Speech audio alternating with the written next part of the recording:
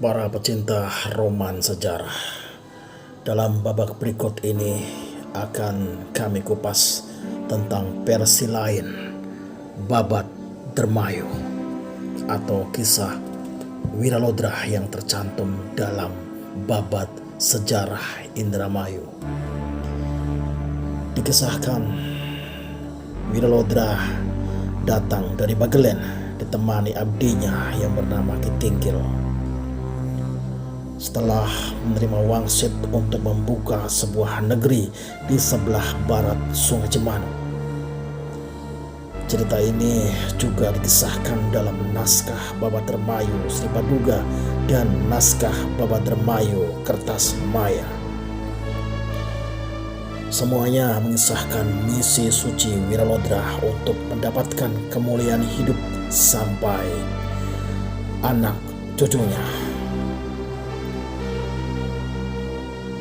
Dikisahkan Wiralodra melakukan perjalanan jauh karena suatu mimpi. Bukan mimpi biasa, melainkan petunjuk. Terlebih bagi seorang yang sering tirakat. Dalam mimpinya, Wiralodra diperintahkan untuk membabat hutan belantara yang terletak di sebelah barat Kali Cimanuk untuk dijadikan sebuah negara. Sebab di sana adalah sumber kehidupan yang paling baik hingga anak keturunannya. Jika tinggal di sana, anak keturunannya akan sejahtera dan bahagia. Mimpi itu jelas tergambar dalam benak Wiralodra, seakan nyata. Wiralodra menceritakan perihal mimpi yang baru saja dialaminya kepada kedua orang tuanya. Kedua orang tuanya memahami maksud mimpi itu dan mengizinkan putranya untuk mencari Kali Cimanuk. Wiralodra berangkat dengan didampingi Ki Tinggil. Orang tuanya yang memerintahkan Ki Tinggil untuk mendampingi anaknya. Perjalanan melewati Gunung Sumbing, gunung tertinggi setelah Gunung Semeru dan Gunung Slamet. Hutan belantara dilewatinya, menembus semak belukar, menyeberangi sungai-sungai besar. 3 tahun lamanya perjalanan mencari Kali Cimanuk, namun tak kunjung ditemukan lokasinya. Mereka tiba di sungai yang sangat besar. Mereka yakin bahwa itu adalah Kali Cimanuk. Mereka beristirahat sejenak di tepi sungai. Tidak lama kemudian datang seorang kakek. Wiralodra menghampiri, menanyakan apakah memang betul sungai besar yang ada di hadapannya adalah Cimanuk. Sang kakek menjawab bahwa sungai itu adalah Sungai Citarum, wilayah Karawang. Sang kakek yang ternyata buyut Sidum mengarahkan untuk berjalan ke arah utara, menyisiri tepi pantai, lalu berjalan ke arah timur.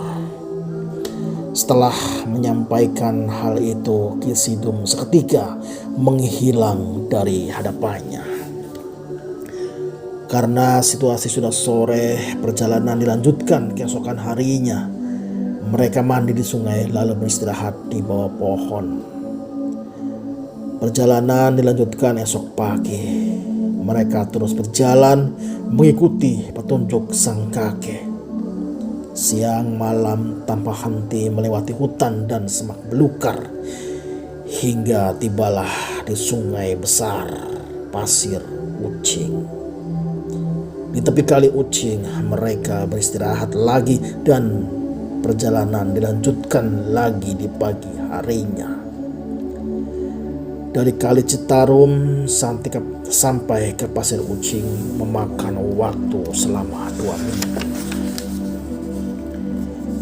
Wiralodra teringat bahwa dirinya memiliki seorang saudara di Pegadaian Subang yang bernama Wirasetro. Ciri-ciri fisiknya sangat tinggi, kekar. Wiralodra dan Wirasetra masih satu buyut dari Raden Gagak Wirakusuma, orang tua Raden Gagak Singalodra. Wiralodra dan Ki Tinggil tinggal di rumah Wirasetra selama 5 bulan.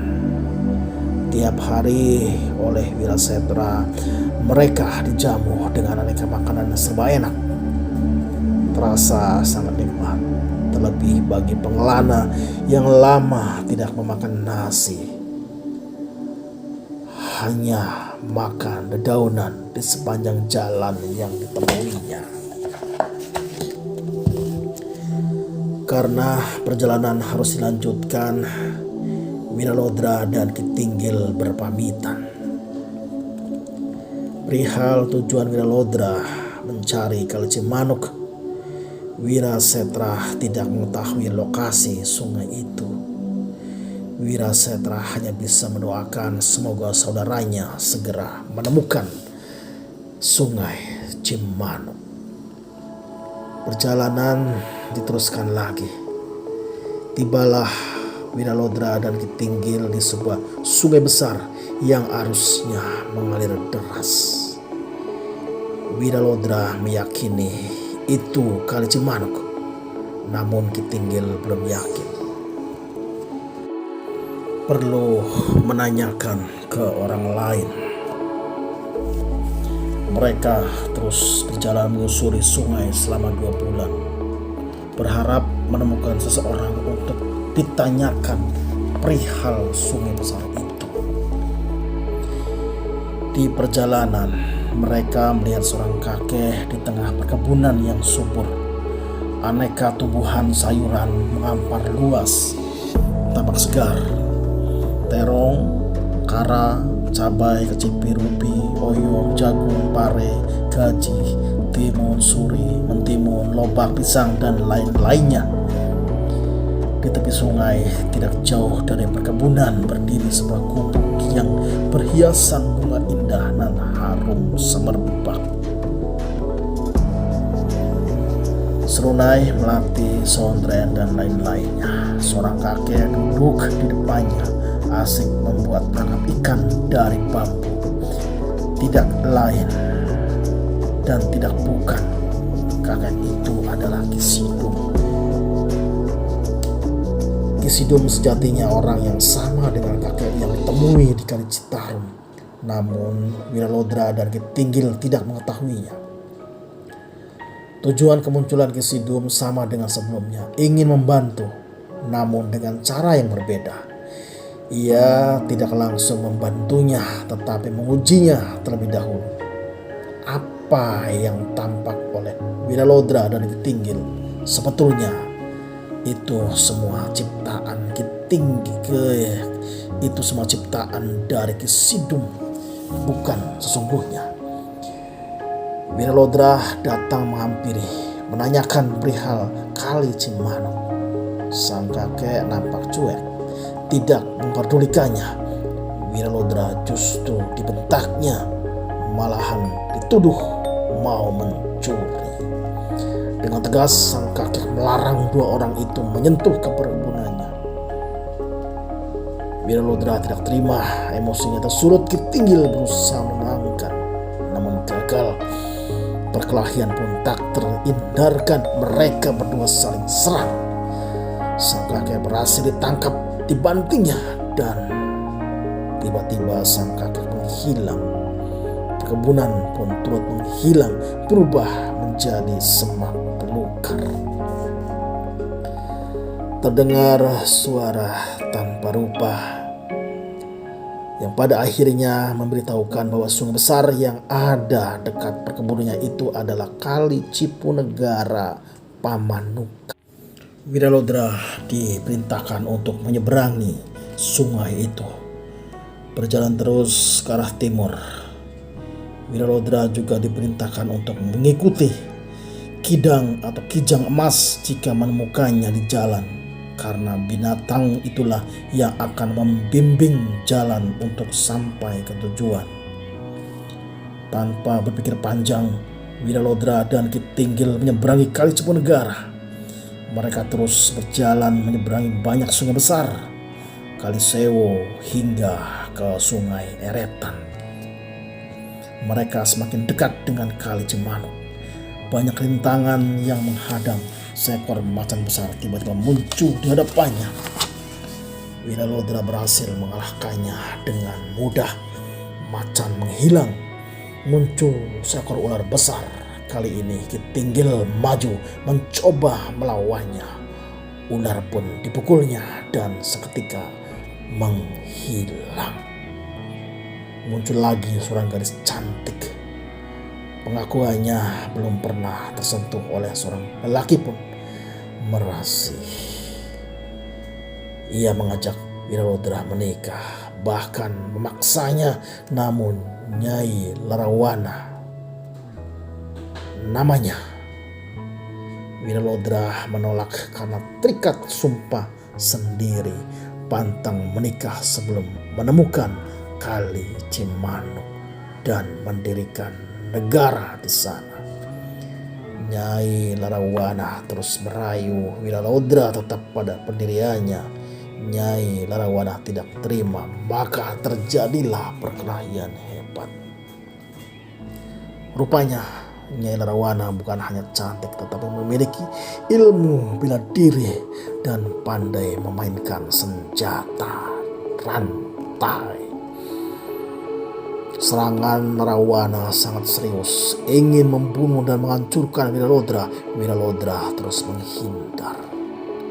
Wiralodra menancapkan cakra lalu melafalkan ajian.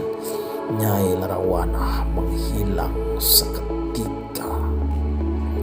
Muncul seekor kidang atau kijang emas berlari kencang. Wiralodra dan Ki Tinggil terus mengejarnya, takut tertinggal jauh.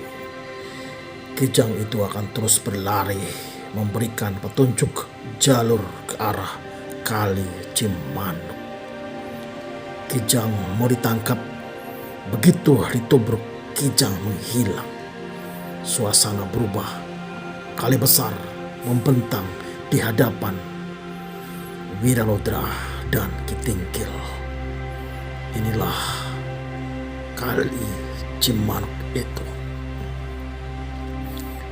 Wiralodra dan Ki Tinggil masih belum menyadari jika sungai besar itu Kali Cimanuk yang dicarinya selama ini. Wiralodra mengetahui setelah ia tidur kelelahan di bawah pohon kara. Dalam mimpinya, Wiralodra diberitahu oleh seorang bahwa kali besar di sampingnya adalah Kali Cimanuk. Orang itu bahkan mengucapkan selamat kepada Wiralodra, berhasil menemukan sungai yang telah lama dicarinya, dan menyampaikan kabar berita kelak anak cucunya akan bahagia dan sejahtera. Pengalaman mimpinya diceritakannya kepada Ki Tinggil. Ki Tinggil memahami maksud mimpi itu. Wiralodra berjalan menyisiri sungai. Selang beberapa langkah tampak tanah sedikit lapang. Atas perintah Wiralodra, Ki Tinggil membersihkannya dan segera membangun gubuk untuk peristirahatannya sementara. Wiralodra membacakan mantra mengusir binatang-binatang buas dan berbagai makhluk jahat yang tak kasat mata. Saat pagi menjelang, Wiralodra dan Ki Tinggil membabat semak-semak dan hutan di sekelilingnya yang terlihat semrawut. Saban hari mereka melakukan itu, membabat dan terus membuka hutan untuk makanan sehari-hari, Kitinggil yang menyiapkan. Kitinggil mencari ikan di sungai dan mencari daunan yang bisa dimakan, dimasak, lalu dihidangkan kepada tuannya. Lambat laun, luas tanah yang dibabat semakin luas. Kitinggil bercocok tanam aneka biji-bijian yang dibawanya dari Bagelen ditanamnya seperti ubi, jagung, kecipir, terong, kacang, kedelai, gundam, dan jemawut. Perasaan Kitinggil sangat gembira, betapa tidak semua biji-bijian yang ditanamnya tumbuh subur. Ia percaya tidak lama lagi banyak orang yang akan berdatangan membangun gubuk, bercocok tanam, berladang hingga menjadi pemukiman besar. Selang tak berapa lama banyak orang mulai berdatangan. Kitinggil sebagai lurah pertama ditunjuk oleh Wilalodra. Lurah bertugas mengatur semua pendatang agar mereka tidak saling tikai. Kedatangan warga untuk waktu yang lama, sebab kondisi tanah yang subur dan kekayaan alam yang berlimpah. Lambat laun semakin banyak yang berdatangan. Mereka semua menaruh hormat yang sangat tinggi terhadap Kitinggil dan Wilalodra. 3 tahun lamanya Wilalodra dan Kitinggil menetap di tepi kali Cimanuk. Namun tempat itu tak jua diberi nama. Wilalodra ingin pulang kampung halamannya karena rasa rindu dan kian memberat pada keluarganya di Bagelen, serta ingin menyampaikan kabar gembira kepada Rama ibunya. Sementara Kitinggil diberi amanah untuk mengatur masyarakat. Wilalodra berpesan untuk menerima siapapun yang hadir dan mendirikan gubuk di rumah. Wilalodra berjalan seorang diri menembus hutan, membabat semak belukar, menyeberangi sungai-sungai besar, naik turun perbukitan untuk kembali ke Banyu Urip Bagelen. Nah, para pendengar pecinta roman sejarah, bagaimanakah kisah versi babat Wilalodra, versi babat Indramayu ini? Selanjutnya kita akan membabarunya di sesi di babak berikutnya. Tunggu kisah babat Indramayu spesial ini. Terima kasih sudah mendengarkan narasi sampai selesai.